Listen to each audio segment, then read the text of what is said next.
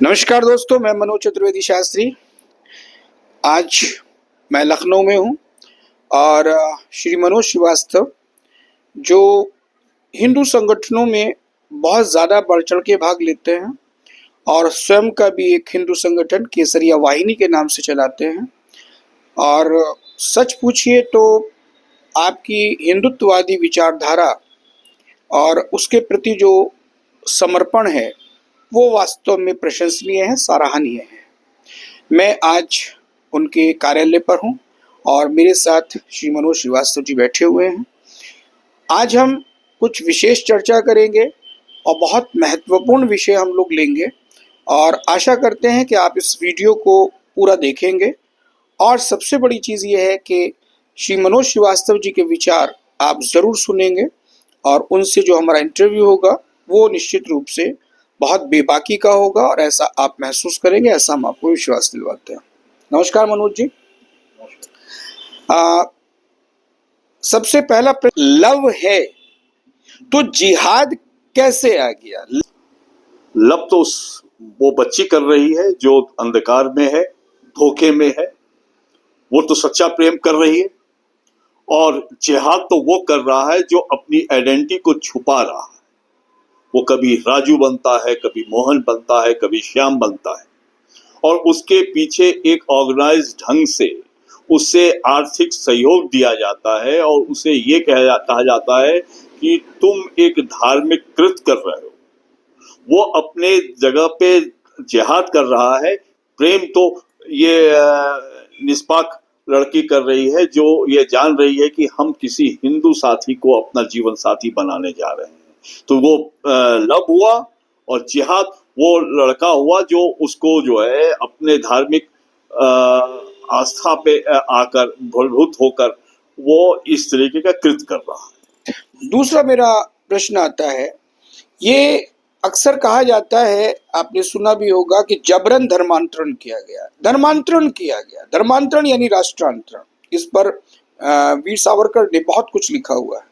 लेकिन मूल मेरा प्रश्न ये है कि धर्मांतरण के लिए केवल मुस्लिम समाज को ही सबसे ज्यादा दोषी क्यों ठहराया जाता है? सबसे ज्यादा बवाल मुस्लिम समाज के पर ही क्यों किया जाता है, जबकि ये बहुत सारे ऐसे सबूत मिले हैं जहां पर मिशनरीज ने बल्क में यानी समूह में धर्मांतरण कराया है। ऐसे बहुत सारे केस आपको आए दिन मिलते हैं, लेकिन वो सिर्फ और सिर्फ खामोश रह जाते हैं, वो सरकारी फाइलों में चले जाते हैं या फिर वहां पर कोई बहुत बड़ा एक्शन नहीं होता है।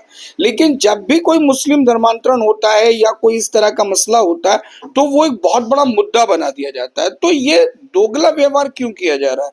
क्रिश्चियनिटी पे यानी मिशनरीज पर उतनी सख्ती या उतना जोर या उस तरीके की व्यवहार क्यों नहीं किया जाता जो मुस्लिम कम्युनिटीज के विरोध में किया जाता? मुझे ऐसा तो नहीं लगता। धर्मांतर गलत है। और आपने एक शब्द का इस्तेमाल किया कि राष्ट्र भी प्रभावित होता है, उसकी डेमोक्रेसी भी चेंज होती है। और विरोध तो हर चीज का है, चाहे वो ईसाई मिशनरी करें चाहे वो ये मुस्लिम करें। लेकिन तरीके की बात होती है, जिस प्रकार से धोखे में रख के, जिस प्रकार से लोगों को बहला के फुसला के। मैं तो गांव के बहुत से इलाकों में ऐसा गया हूं जहां पे उनको पता ही नहीं कि उनका धर्म को परिवर्तन कर दिया गया है। पैरासीटामॉल के 5-10 पैसे की टैबलेट पे धर्म को बदलना, या फिर आज कई जगहों पे मैं गया जहां मुझे शिकायतें भी मिली कि उन्होंने ईसा मसीह का भी भगवाकरण कर दिया है। तो ऐसे जगहों पे फिर से इकाइयां काम कर रही हैं और जो लोग भूले भटके चले गए हैं उनको वापस गृह में लाने का प्रयास चल रहा है। और जहां तक आपने कहा कि मुस्लिम पक्ष, हमारे लिए हमारी हानि, चाहे वो जन हानि हो रही हो, चाहे हमारा धर्म को मानने की व्यवस्था हो रही है। अब भारत जाग रहा है, अब भारत करवट बदल रहा है, अब भारत के उज्जवल संस्कार दिखने लगे हैं।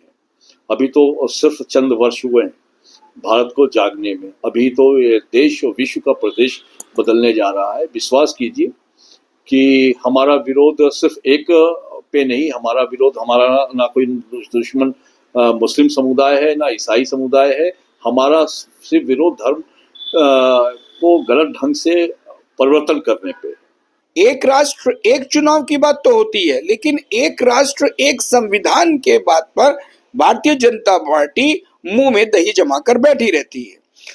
तो सवाल ये है कि समान नागरिक संहिता और जनसंख्या नियंत्रण जो वैश्विक समस्या है, जनसंख्या नियंत्रण पूरे विश्व की समस्या है और भारत की मुख्यता इन दोनों विषयों पर, जहां भारत विश्व गुरु बनने की बात कर रहा है, उन दोनों ही विषयों पर भारतीय जनता पार्टी का ये मौन व्रत कब टूटेगा, इस विषय पर आप क्या कहना चाहेंगे? सर्वप्रथम मैं आपको बताऊं कि मेरी जो बेसिक इच्छा है वो है समाज सेवा, लोक निर्माण और राजनीति भी। अगर मैं कभी भविष्य में आता हूं तो मेरा अपना मूल है कि मैं लोक सेवा के भावनाओं से आता हूं। वो मेरा कोई कैरियर और वो विषय नहीं है। विषय हमारा अपना समाज में कैसे हम कार्य कर सके, वो हम कर रहे हैं आज भी, एक बात। और मैं आपको बताऊं कि भारतीय जनता पार्टी चाहे जनसंघ के जमाने से जो विषय इशू थे, एक वो था कि कश्मीर का इशू, दूसरा इशू राम मंदिर का। कश्मीर में धारा 370 समाप्त हुआ, राम मंदिर बना, काशी कॉरिडोर बना और जितने भी प्रमुख इश्यूज थे उसको सॉर्ट आउट किए जा रहे हैं और हुए। और मैं आपको आश्वस्त कराना चाहता हूं कि जैसे अभी छोटे छोटे राज्यों में ये क्रम चालू हो गया है और आने वाले समय में अभी छोटे और कुछ स्टेट्स हैं, वहाँ पे भी ये लाया जा रहा है। और ये जब एक माहौल बन कर तैयार होगा तो भारत स्तर पे भी इसको, एक्चुअली ये प्रदेश स्तर का ही विषय है और राष्ट्रीय स्तर पे भी इसको माना किया जाएगा। और जनसंख्या नियंत्रण कानून पे सरकार बहुत गंभीर है, जिसपे एक लगातार उस पर बात चल रही है और आपको जल्दी ही हो सकता है कि अगले शीतकाल आने से पहले पहले आपको कुछ अच्छा सुनने को मिलेगा। आपका बहुत बहुत धन्यवाद।